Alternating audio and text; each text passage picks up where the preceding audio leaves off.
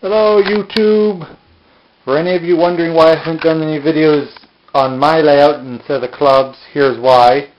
As you can see, mine's been taken apart. I'm rebuilding it because I had track issues and switch issues, and I wasn't able to run any of my big locomotives here at home, so that still doesn't mean I haven't been getting new stuff and not running it yet.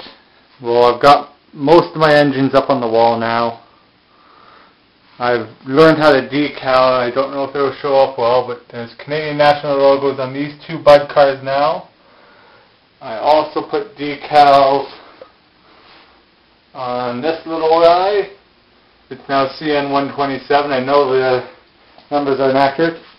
And my attempt of a sweep now is Canadian National 1564. With some new cars a friend gave me. I keep getting stuff for free from a friend. As for new locomotives or other locomotives, I have... Well, the lighting's bad because of the table overhangs, but I've got a bunch of locomotives in there, including the nickel plate Burke that lots of people seem to like. So it's over here, plus a lot of other stuff. This is where I keep everything in the boxes hidden. And the first new one is this Penzi Elco PAB unit. It's a nice deal. Brand new, $75. So I've got my engine facility where I think it should go, my coach building that needs work, station platform, and there's a little industry in the back corner there. As well as for other new locomotives in the spot where the lighting's probably really bad, I have a C&O Bud car a friend gave me because he broke the drive shaft, so I fixed it. It works. An Athearn Blue Box Southern Pacific F7 in the daylight paint. I gave it a complete overhaul already to guarantee running. And a nice treat for me was this Ken Wheeler, customly done by a club member, and then he got bored and traded it to the club for another engine. He put real coal in the tender, highlighted on the wheels, engineer in there and fireman painted around the windows, white flags. But the one big thing I got, in fact I've only had it for 2 days now, is this engine. Proto 2000 Heritage 2882 for Union Pacific. I always said I wouldn't be getting a big boy. I want a cab forward, so this is the closest I got right now, especially a great deal of $175, brand new. DCC ready, that's the only issue, but still a great deal for that price. Not bad for it either, but I still prefer Southern Pacific, and other people prefer other things. Especially since my only other UPs pretty much right there, or this steam engine taking on water with a Canadian National 440 taking on water from a water tower that's still under construction. I have a new walkway, some new buildings here. And I have my farm I'm trying to make. But as you can see, this train room is a complete mess. I've got VHS videos in there, a box of British videos, my toolbox, rolling stock locomotives, where I take to the club, blocks of foam for work on, and under there I got a few more locomotives hidden in there, which I highly doubt you can see. And if I go in there, I really just think it'll be black. And I have my DCC system hidden over here, and its remote is in there. And then storage. And then what my parents don't know about in here is I've claimed one of their shelving units from rolling stock.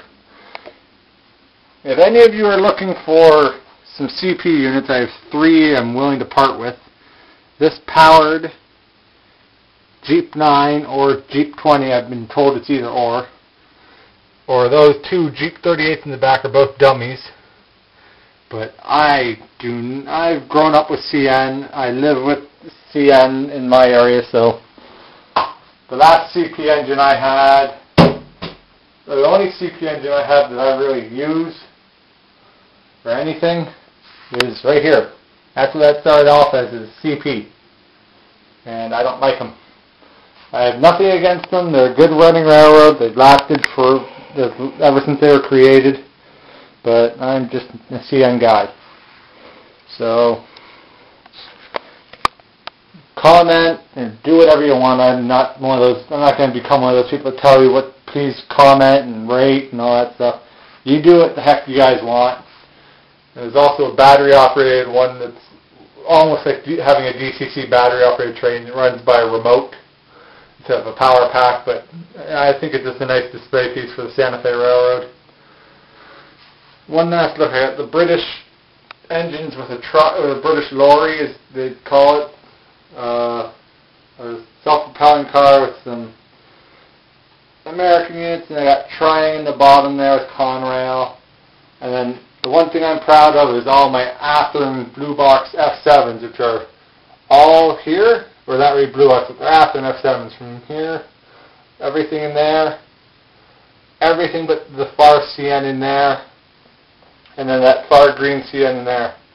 But if you look through my collection, I guess I represent Athearn very well, because there's one, there's two, there's another.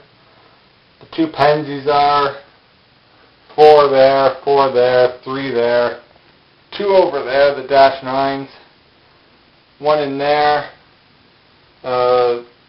This Mikado is, the middle one there is an Athearn, and then the Conrail and the CN, BNSF is, actually, I think that's it for the Athearns now. Oh, nope. That one's an Athearn in the middle there. And back to this shelf quickly, I would like to point out these are all the same engine. They're Jeep 38-2s. That one's from Bachmann. That one's from Atlas. That one's from Athearn. All the same unit, different paint schemes, and all the different features each company supplies for these road names. So, but as you can see, CN is my Canadian Railroad. American, I prefer SP and other things. I like certain locomotives, like the Delaware and Hudson over there. And this is actually planning to be traded to a club member for a Western Pacific that he's got, as well as 1 or 2 other items because of its size and all that, and it's brand new. It's never been run in its life. It was bought by a guy from a train store near me. He stored it. Actually, it's the same guy that owned that, my nickel plate Burke, as well as the PA, actually, all came from the same guy. He died before his layout was finished. It was brought to my local hobby store that just opened up near me. And I got to know the owner of the store really well, so he held the 3 locomotives for me. So I'm very lucky with that. And considering I guarantee I'm going to get comments on this, I'd like to know one thing as I open up this one box.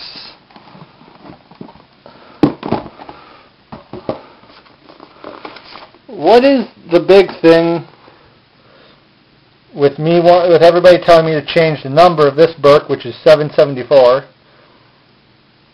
to 779? I know 779 was the last locomotive Lima ever made, or steam engine they ever made, but as you can see, I am not a good decal guy or engine builder. Well, this was a failed attempt of a sweep. I like the look of it, but it's going to be an industrial engine. It's a nice puller, it's pretty strong, but I want to know why. I've been getting a lot of messages saying that I should change this Burke into a different engine. So I guarantee the people of YouTube out there, you guys probably know more on that than me, because my stuff is here. Here's one of my pride and joys. My Bullet Nose Betty, customly done, and now that I've got it here and I can probably get into a better light. The guy even did the gauges a bit for me. I don't think you can see him very well in there. Oh, there we go. The white gauges, red handles, all that. Right around the trim and all that. I'm going into steam now, so the diesels don't get used much unless they're early generations. And I'm rambling on because I'm about to be at the 10-minute max, so thank you.